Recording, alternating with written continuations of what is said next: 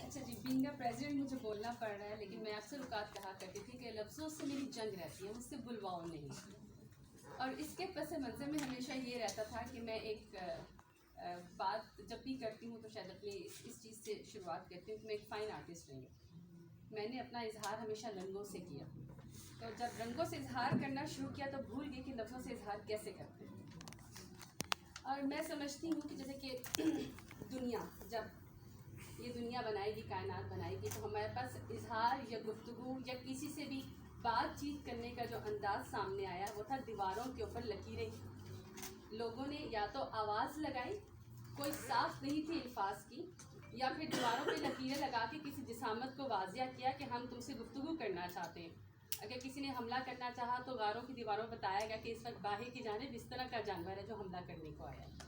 تو اس لیے ہم نے جو شروعات کی بولنے کی وہ اپنی لکیروں سے کی. اسی طرح سے ابھی آج جہاں ہم آج مادری زبان کی بات کر رہے ہیں تو میرے لیے مادری زبان کے دو معنی نکلتے ہیں.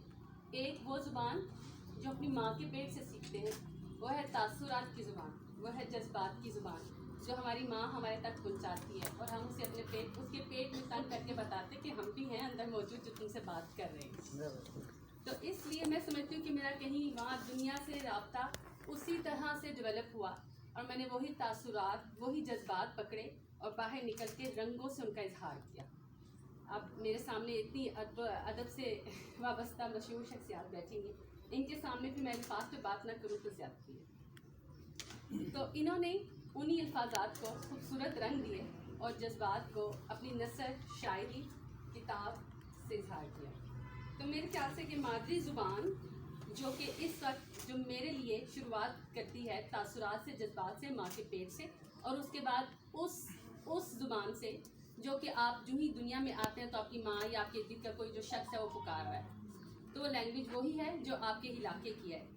تو خواہش بھی وہی رہتی ہے کہ جو علاقے کی لینگویج ہے، جو زبان ہے، اس کو آپ اسی طرح سے اسی لبو، انہوں نے بات کی بڑا اچھا کہ لبو لہجہ، ہم زبان تو کیری کر رہے ہیں آج کل لیکن لبو لہجہ بھول چکے ہیں، تو لبو لہجہ بھی وہی رکھیں.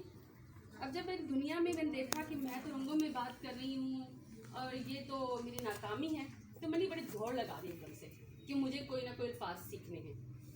جب میں نے الفاظ سیکھنا شروع کیے